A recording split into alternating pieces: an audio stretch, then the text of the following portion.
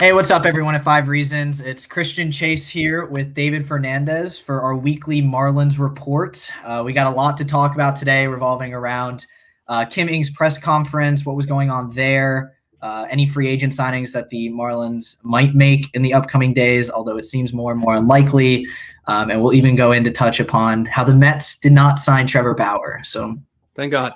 Big plus coming out of MLB news today. So we at least have that on our side. How you doing, David? Good, man. Thanks for having me. Thanks for hosting today. No Alejandro with us this afternoon. He's traveling. So normally we've got our Marlins report. We've got our three-man Marlins team. And the show's still brought to you by Biscayne Bay Brewery, where Marlins Lager is the beer of choice for this show, and Biscayne Bay is the beer of choice for Five Reasons Sports. So we want to thank Biscayne Bay for sponsoring this show and the network, obviously. I don't have a beer with me yet, but I will get one shortly, and I will enjoy that. Although, I'll be waiting 2 years, but okay. I'll enjoy them on your behalf, and I will enjoy them on my behalf. And in 2 years, this will be my beer of choice. That's right. And I think there was talk of them having a brew hall at Marlins Park. I mean, obviously this year we didn't get to get to Marlins Park, but in the future, once the time has come, we'll definitely share some Biscayne Bay brewers, some Marlins Lager together as we enjoy some baseball. Awesome. I think all I want to do at this point is enjoy some baseball. I've moved up to Pennsylvania the past few days, and it is snowing, and it is just not baseball season at all. And it's only about a month away now, so we get to very soon talk about the Marlins, talk about how they're actually doing rather than speculation of what they are going to do in the offseason, which it seems we've been doing for weeks now. But to try to put like a cap on that, what are your thoughts on the Kim Ng press conference where she talked about how this team, the one that we basically have now, is what we're going to be seeing on the field in April? Yeah, so last week, Alejandro and I had our Marlins report. You weren't with us last week, but, unfortunately, we recorded and then the Kim Ng press conference happened. So a lot of what we talked about, was sort of immediately irrelevant almost. Because of the sentiment that was put out there. She seemed very comfortable with where the club is from a roster standpoint. She seemed very comfortable with the fact that second base will be an open competition between Isan and Jazz and John Berti, right? Right field is going to be an open competition for a handful of guys, and we could talk about that in a little bit. And, she basically implied that they had checked in on some free agents and they had checked in on some trades, but just hadn't found a fit yet. And I know that we had talked about in previous episodes, who we wanted to see and maybe some of the trades that we were hoping for. And really the reality is a lot of that is off the board at this point, So when you think about what she was saying, there's really two things that struck me maybe more than everything else. First was she feels confident at catcher at this point, right? I know that one of the guys that we had talked about was Willson Contreras, and the potential of bringing Willson Contreras to the Marlins, and that he would solve a lot of the potential issues that we have at that position right now. But from what she was saying in her press conference, they seem pretty comfortable rolling into spring training with Jorge Alfaro, Chad Wallach, and then Sandy Leon, who they picked up along the way, probably just for organizational depth rather than anything else. So I was struck by that a little bit because we had heard that they were in on Contreras. I mean, who knows what the Cubs are doing at this point? But then beyond that, just they kind of reiterated the no extension for Brian Anderson stuff, and we can touch on that later. What do you think about catcher? I've never been a big fan of our catcher situation.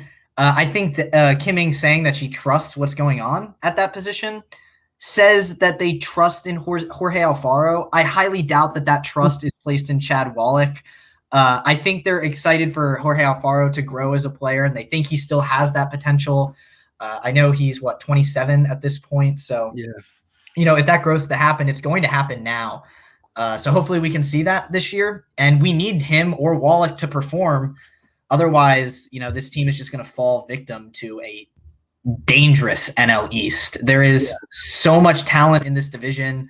I mean, we dodged a bullet with the Trevor Bauer thing, but Absolutely. even with dodging that, I wrote an article on it yesterday. Just, when you're going up against Trey Turner, Ronald Acuna, Freddie Freeman, maybe Marcell Ozuna if he resigns, all these guys, even on the Phillies, you have a stacked lineup. It just doesn't seem like this lineup can compete. And her saying that we're going to stay with what we have implies that she trusts that in 2 to 3 years, 3 to 5 years, these guys will be at the level that we see in Atlanta, the level we see in Philadelphia, and in now New York with their big signings.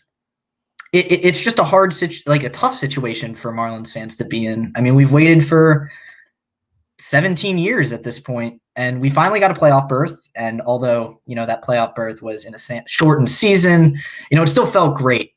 And to have to almost neglect that happened and just kind of forget about it and go on and continue to wait feels bad. I mean, it seems like they know what they're doing though, so we just got to trust in it.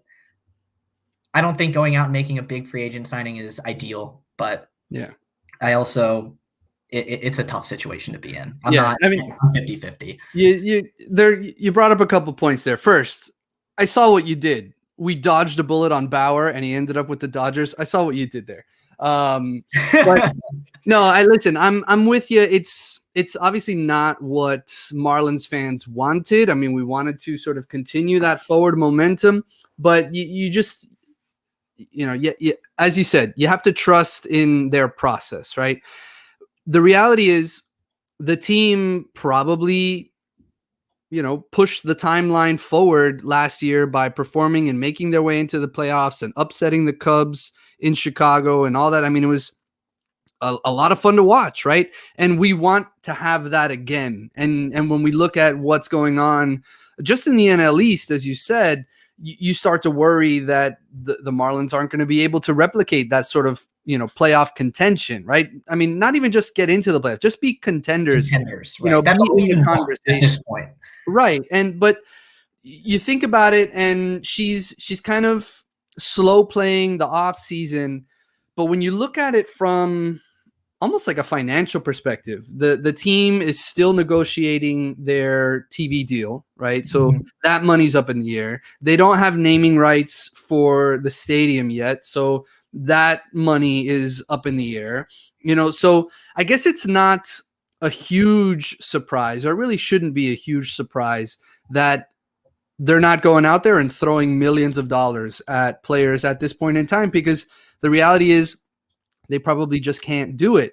And they want to evaluate what they have in these prospects. Now, I do think it's a mistake that they are not extending Brian Anderson at this point. I mean, we've seen him for years. He's a talented young third baseman. He's on the come up, right, from that position. We've also seen him play in right field, and so the idea to maybe not burn a bridge, but to kind of upset Brian Anderson and his camp at this point by saying that they, essentially make it another prove it year for him. That one's a little tough. That one's a bit tougher to understand from her perspective. I know that Kim Ng has said that she wants to see what she has in Brian Anderson to get a better understanding of him as a player. And while I understand that answer in theory, I think in practice, that's something a little bit different, because if he does make that leap, all of a sudden, the price tag becomes that much steeper for a guy like Brian Anderson, so that one's a tougher one, but everything else I'm kind of on board with. Yeah, I agree. I think it's fine, right? We expected last year to not even happen. We expected this wait to happen anyways. So just taking that out of the consideration, I think that's fine. The Brian Anderson, I totally agree though.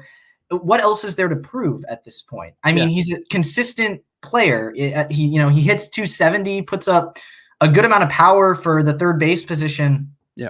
He does what you would expect. And to have a prove it year for him, almost makes it like if he proves that he's a perennial all-star, right? If he makes that jump, he becomes a huge price tag that the Marlins don't want to or aren't going to want to keep in a long-term basis, and he's going to find somewhere else. And especially as we were talking about before the show, where he's a homegrown guy. Yeah. He's the guy you want. He's the face of this younger team, the younger prospects, and he's matured a little faster because he got into the majors a little bit before everyone else. And to have a prove it year is a huge risk, because if he proves he is what he is now, awesome. Then we re-sign him if no one else wants him, I guess. But I'm sure there will be bidders out there willing to pay, more money than we're able to. And if he proves he's a perennial all-star, we could be looking at another, Yelich, Stanton, Ozuna situation. And that's just not what we want to see. No, and it'll be interesting to see how the front office decides to play this out. If he does have a great year, I mean, you have to offer him an extension at this point, right? I mean, he's under team control for a little while longer, but as you were saying, he's one of the homegrown prospects. He's one of the prospects that's hit. His timeline is a little bit ahead of some of the others, right? He's a little bit older than them. He was kind of in the prior group, coming up wearing those ugly orange jerseys, but he's definitely somebody that you want to take care of, because he's one of the guys that's come through the system as one of the major success stories, right? So many of the other prospects and players, they've kind of been cherry picked from other teams and deals and things like that. And while that's fine, that's great. You also want to reward the guys that have been with you the entire time, right? And that's kind of what you see with a guy like Brian Anderson, and it'll be interesting to see how he responds to this season, right? How does he produce? Does he go out there and all of a sudden now he's hitting 300 and he gets to 25 homers and whatnot? Because, if that's the case, then they definitely need to lock him up, and it's going to be more expensive for them to do so. So it's one of the things. It's certainly one of the storylines heading into 2021, and I'm sure it's something that we're going to talk about throughout the season. Right. It almost seems like they're betting on him to not regress, but maintain where he is, so they can sign him, for a lower price. Whereas, but if he booms, it's that risk. And it's the risk. Proving it to other bidders, we're going to be in a tough situation when, it could go another way. Moving on to another part of the infield, that second base position, we got a lot of competition there. I hate to put you on the spot, but who do you think wins that position going into the season, and why? Man, that's a tough one. We're looking at Isan, Díaz, Jazz Chisholm, and John Berti. The majority of the year last year, I guess, of that group, Berti played the most. We saw Eddie Alvarez there a little bit last year, and I'm sure Eddie Alvarez will be in spring training, but I don't know that he's really going to be in there in that competition for the regular second base position. Of those three, I would like it to be either Jazz or Isan. And I know I'm kind of sitting on the fence here. If I'm going to pick one, I'm going to pick Jazz, because he seems to have the highest upside of the three. I mean, Isan had some great moments, right, in the minors. He had a great moment his rookie year. I mean, last year was a wash, very much like Alfaro. Like, last year shouldn't even count against him, I know that they've brought in Isan's old AAA manager onto the major league staff, the major league coaching staff, so maybe that can help him. He's probably got the most pop of the three, but I think Jazz Chisholm is probably the one that should and will win the everyday job, because he kind of flashed the most last season. I know Berti was steady, but you know what you're going to get with Berti. And I know that he creates havoc on the base paths, but he's not an everyday Major League Baseball player. I mean, does he belong on a Major League roster? Absolutely. But I see him more as a super utility type, a guy that Mattingly can use to plug in holes kind of wherever he needs to over the course of a game, or to get a veteran a day off, things like that, especially if they're going to play a full season, here this year. So, but again, you can't discount Berti's experience. You can't discount the fact that Mattingly trusted him in the playoffs and put him out there regularly. Right. So it will be really interesting to see. But if you're putting me on the spot, I'm going to pick Jazz. Who do you think? Who would you pick? I would also pick Jazz, just based off the end performance of last year. I think we saw a huge upside potential with him. He started off very cold. I think he was 1 for 17 in his first 17 ABs. But after that, we saw he had a little pop in his bat. Had some great games throughout the end, some good defensive plays. I think he'll win the starting spot. And, Isan can be a great, fill-in at second base, and then also, platoon some holes where we need him, be a great pinch-hitting option. So I think that's what will happen. And along the Jon Berti aspect of things, I don't think he needs to play second all the time. I think he can platoon there if we need him to play there, on a day where maybe Isan needs rest and Jazz needs rest. But I think Berti's best option is with our kind of uncertainty in right field. On days where we want Jesus Aguilar to start at first base, Berti or Cooper can go and play in right. And if they want to give Cooper a day off, Berti can play in right. If Aguilar's playing first, Berti's out in right, or Cooper, but he has that platoon availability. And anytime anyone needs a day off, Jon Berti can play in that role. So I think he won't be the starting second baseman, but he'll find his due amount of playing time for what he brings to the table, right? A big thing for the Marlins last year was their ability to get on base and steal bases. That was the only thing we really did truly above average on the offensive end of things. And to completely disregard that and just put Jon Berti on the bench seems like a poor decision.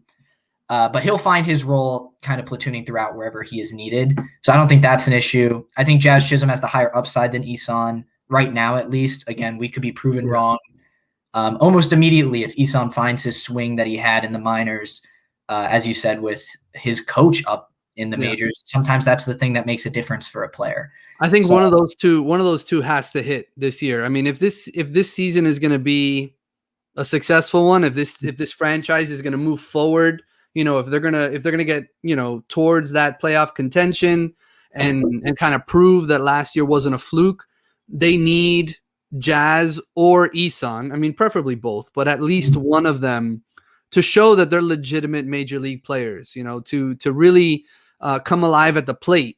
Though Jazz is a good defender, Isan's okay, but they have to produce at the plate, and it's got to be one of them. And whoever hits, they're going to be the one that plays. Right. Speaking of upside, if you had to say what would be a failure for this upcoming season, what would be good and then what would be great? What would you say that distinction is between the turnout for the 2021 season? So obviously, you don't want to backslide too much, right? So we can't have another 100-loss, 95-loss season under any circumstances, right? I mean, unless there's a rash of injuries. But even then you want to make sure that you maintain that forward momentum. So a good season in my eyes would be that they're in the playoff contention. They're in the conversation for at the very least one of those wild cards late into the season, that they're playing meaningful baseball, through the summer into late August, into September, as the season is closing in, that they're still in it in those final 60 games of the year, right? That they're part of that pennant race again, that Mattingly spent so much time last season talking about how it's a pennant race, it's a pennant race, it's a pennant race. And they really responded to that approach last year. So, are they going to be able to build on that momentum over the course of 162 games or 154 games or whatever the case may be? Are they going to be able to play well enough early and kind of in the dog days of summer that gets them into the conversation at the end? I think for me, that would be a good year, that the prospects are proving that they can play at the major league level and that the team is proving that last year wasn't a fluke and that they're in the mix moving into late August and September. A great season would obviously be that the prospects are hitting at a huge level, right? That these pitchers are who we think they or hope they are, and that the team gets into the postseason again. I think even just another postseason appearance to kind of legitimize last year, even if it's one and done, and obviously that's not, ideal, but if they get to the playoffs next year, that's a great season. Because they're pushing the rebuild that much further. What do you think? I like to be realistic when I look at it, because I know last year was, not a fluke, but with the smaller sample size, it was definitely easier to make the playoffs. I mean, we were a little bit above 500, and a lot of our, wins came in seven inning games. So we can't really account. We're not really sure what this team brings. Yeah. I don't think necessarily anything below 90 is a bad season. I think if we drop below 95 losses, that's when we really are like, this isn't looking good. Yeah. I think a 71 and 91 year, or whatever that's scaled back to 154 games, that would be an okay year, right? That's not awful. I mean, that's better than what would have been projected this past year, right? Maybe in a full season had it played out. So I don't think 71, 91, I think that's an okay season, one that we can write home about it, because that shows that our prospects are developing. They are growing and getting better. I think all the stats pages have us at projected 73 and 89. And if that's our record, at the end of the day, I'd be happy with that. I think that would show the growth that I want to see going for the next few years.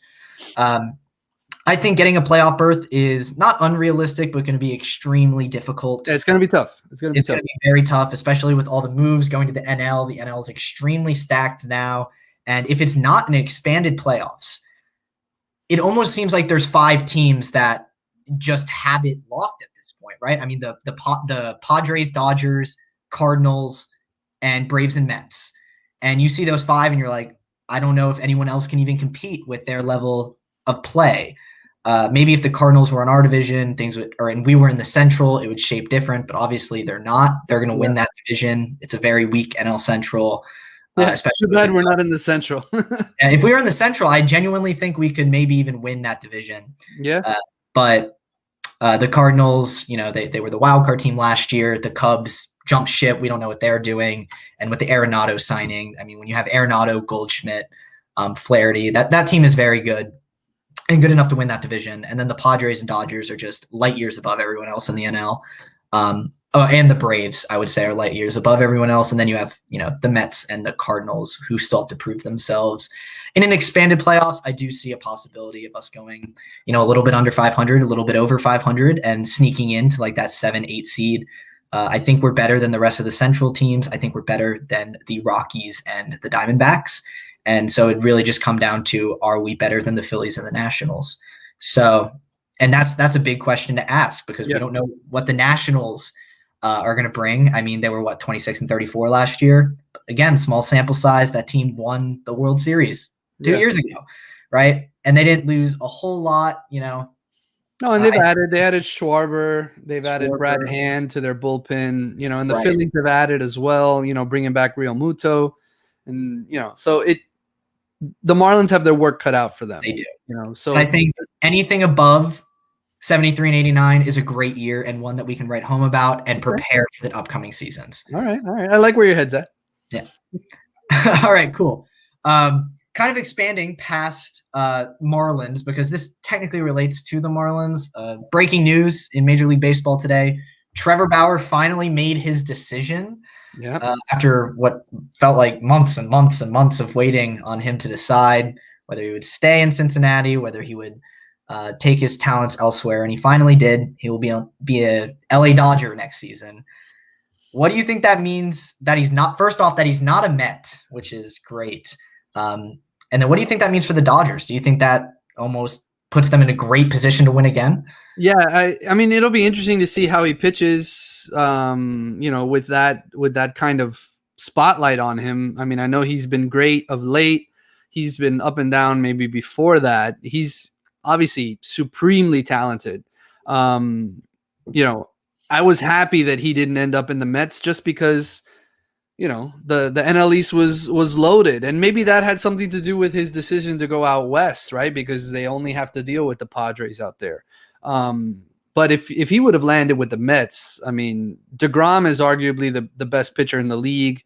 Agreed. And then add Bauer And then they got Cookie Carrasco, who's a good pitcher. I mean, Thor is around there somewhere, right? He's coming back from injury, so that would have been another just incredible rotation that the Marlins would have to face off against. And unfortunately for the Marlins, their weakness was offense, right? I mean, we've got a decent young pitching staff, but the offense is kind of a work in progress, right? And I mean, the Braves have a murderer's row in their rotation, so to have had added Bauer to the Mets in that regard, that would have been difficult to deal with. Not to say that he's unhittable, right? But just still, he's a great pitcher. So I'm glad that he's out there in LA. Going to LA actually gives them a killer rotation too. I mean, Kershaw, David Price was traded with Mookie Betts, but he didn't pitch last year. So I'm assuming he's going to pitch this year. So they've got some depth in their rotation as well. So you can't just give the division to the Dodgers or to the Padres, I guess. Right. Despite all of their moves. So it'll be interesting to see. I'm definitely glad that he's out there. Yeah. I mean, the Marlins have to deal with if he came to New York, we would have to deal with Thor, DeGrom, Bauer. That'd be one rotation. Yeah. Scherzer, Strasburg in another rotation. Max Fried, Charlie Morton, Ian Anderson in another series. Right, and they have Soroka too, who will be back at some point. So yeah, it would be a lot. And even on the Phillies, Aaron Nola. There's so many aces out in the NL East. I know. That's just what puts the Marlins in such a predicament, right? Because the thing that holds us back is the hitting. And when you're going up against perennial all-star aces every single night, the hitting doesn't have a lot of room to grow, right? Yeah. And that makes you wonder about the hole in right field, right? Right. It definitely does, because you almost have to make your decision based off hitting at this point, which I'm fine with. I think a lot of our choices have to, in the fielding aspects of things, has to be based off of our ability to put up runs. Otherwise, we're just not going to be able to compete. If Sixto goes out there and there's 7 innings of 1-run ball and we lose 1-0, it's still chalked up as a loss, regardless of how good Sixto was. I mean, we might see that a couple of times. I mean, who knows what they decide to do out there in right field, but it's got to be one of these prospects, right? You gotta hope that Monte Harrison puts it together, because center field is Starling Marte, left field is Corey Dickerson, at least for now. Right field, you're talking about Monte. Lewis Brinson will probably be part of some sort of platoon. Beyond that, Jesus Sanchez, maybe JJ Bleday if he sets the world on fire in spring training. And then the other guy that keeps getting forgotten here is Harold Ramirez, who's played really well over the winter. That I saw one of the guys at Fish Stripes had that Ramirez has 53 hits in 42 games in winter ball this year, which is good, awesome. If he can hit at that clip, if he could hit regularly, then you might want to look at him as a right fielder. The other thing that's kind of up in the air, and I know this kind of circles back to Kim Ng saying that they're probably good to go at this point, but Anthony Santander, the Orioles right fielder, the Orioles won the arbitration hearing, so he's going to be paid $2.1 million for next year. And he's somebody that the Marlins have expressed interest in. Multiple reporters have said that the Marlins were in on Santander, and John Heyman at MLB Network, I think, he was the one that just kind of reiterated that when he reported the bit about Santander's arbitration salary. So, he would be an interesting fit if they could get their hands on him, a switch hitter. He's got some pop. 32 homers, 99 RBI, and 176 career games, gets on base at a decent clip. The fun thing for Santander, for the Marlins perspective, would be, at 27 years old, they've got him under contract, or they would have him under contract under team control for another 3 years. So it wouldn't be like renting somebody, because Marte, they picked up Marte's option, but that's this year. And if the season goes sideways, they might be shipping Marte off, maybe. But Santander would be an interesting addition to this lineup, and I know that that's kind of still up in the air. What are your thoughts on him? I think he's a great player. I mean, I watched him, when the Marlins played the Orioles at the start of last year, and he's a good player. I followed him a little bit throughout the season. He put up some good ABs versus, not as strong pitching as he's going to see in the NL East, over in the AL East. But he's still, he held his own on an up-and-coming Orioles team, and he would be put in a similar situation in Miami, right? Both the Orioles and the Marlins consistently over the past 10 years have been pretty bad, right? And he'd be in a similar situation, a growing team. It wouldn't be anything new for him. I think he'd be a nice fit if we can sign him. I feel like we said that about at least 10 guys at this point, to which have either gone to the Mets or the Dodgers. Well, they'd have to trade. They'd have to trade for him. Oh, they'd have to trade. My bad. Yeah. They have history with Baltimore. They made 2 trades with Baltimore last year, so maybe something goes right and we pick him up, and that'd be a great addition. You're not going to say no to a good bat. No. Finally, like the last thing I feel like we can talk about at this point for the Marlins is the bullpen. Yep. What are your thoughts totally like on the Anthony Bass signing? I mean, I'm a fan of how the bullpen is kind of getting built. I mean, the Marlins had a historically bad bullpen a couple seasons ago. The bullpen was okay last year, despite it having like a revolving door back there with guys that were coming in and going. One of the things that Kim Eng was saying is that she's focused on bringing in guys that have different looks, right? So you think about Adam Simbar, who's kind of almost a submarine sidearm guy. Some of the other guys that they're kind of leaning on, they give you different looks, right? And Anthony Bass, he was talking about maybe working on a splitter, which would be an interesting look. He's very similar in sort of approach to Brandon Kintzler, who they're still apparently talking with. I do think that they're going to bring in another bullpen arm, and that's kind of been put out there by a few of the insiders, right? Craig Mish mentioned the Marlins were still talking to Kintzler, and then he also brought up Chasen Shreve, who's the lefty who pitched last year with the Mets, and he has a career 3.96 ERA, but a ton of strikeouts. In terms of like his strikeout rate is pretty high. I think it was like 33% or something like that.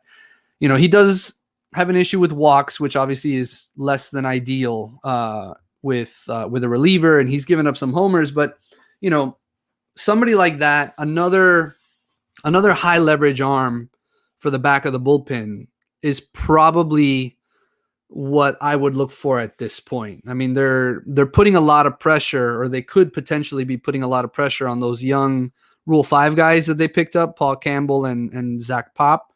Maybe they hit, as relievers, like, maybe they're good, or, they wash out because so many Rule 5 guys, they just don't make it. I mean, the Marlins have had some success with Rule 5. Eliezer Hernandez was Rule 5, Dan Ugla years ago was Rule 5, right? So they've had success in the past. Justin Bohr was a Rule 5 guy, minor league Rule 5 at that. So maybe these relievers can be, positive, right? But, I do think that they need to bring in another veteran arm for the back of the bullpen. What do you think? Yeah, one more arm should seal the deal. I mean, we're looking at a very similar bullpen to last year. I don't think almost Bass replaces Kintzler. We have the Detweiler to kind of, take a lot of stress off Blyer as a main lefty, and similar out to those types of situations. So I'm high on the bullpen right now. Obviously, it's not like the best bullpen of all time, but it's a solid bullpen, one that we'll probably see be consistent to what they did last year, which was, good enough. It was good enough. It was good enough, and that's all we're going to need. So I'm totally cool on that. Just waiting, I guess, to see anything new, right? Yeah. That's waiting game. That's right, waiting game, and we'll see. I mean, now that Bauer's gone, right? Now that Bauer's gone, all of the big free agents have signed except for Ozuna, and the likelihood is Ozuna's probably going to head back to the Braves. I guess the biggest thing that we're waiting on at this point is, what is the season going to look like? Is it going to be a full 162? Are they reporting to spring training on time? Pitchers and catchers, I think we're supposed to report in like 2 weeks or something. Right. You know, are they going to agree to expanded playoffs, to a DH? A DH would change this lineup completely. Because if you lose access to the DH, then, you know, you have to choose between Aguilar and Cooper in the lineup. And, you know, do you want to put Cooper in right field? I don't know. You know, it'll be interesting to see how all of that plays out, and if the Marlins can add another arm, and then spring training rolls around, and how are these guys going to perform? Can Alfaro build on, you know, the successes that he's had in the past? I mean, 2020 was a wash, but he has some potential. You know, he was okay in 18 and 19. So we'll see. We'll see. We're just playing the waiting game at this point. We've been waiting for a while. Soon we'll get back to some actual talk about actual baseball events that are going on, not, you know, front office decisions or similar stuff like that. So I'm just excited to get back to that. I know you are as well. Yep. We'll have our weekly Marlins report every Friday until we actually get something going on. Yeah. We'll continue to talk about the bullpen. We'll continue to talk about our starting rotation, starting lineup, and how we fare in a very tough NL East. I think the biggest news that Marlins fans can look out for right now is whether or not they do an expanded playoffs. And if they do, we can look forward to an exciting season. That's Otherwise, right. it may be a little less competitive. But until then, I guess we're waiting. Just want to thank you, David, for coming on, talking. Yeah, thanks for hosting. I'm gonna go wait with a Marlins lager, a Biscayne Bay Marlins lager in my hand. So I am not. I'm gonna have water. Not yet. Cool. All right. Thanks for everyone for watching. Be sure to tune in next week. We'll talk about basically the same things. We'll be going over more and more Marlins stuff as more stuff happens, I guess.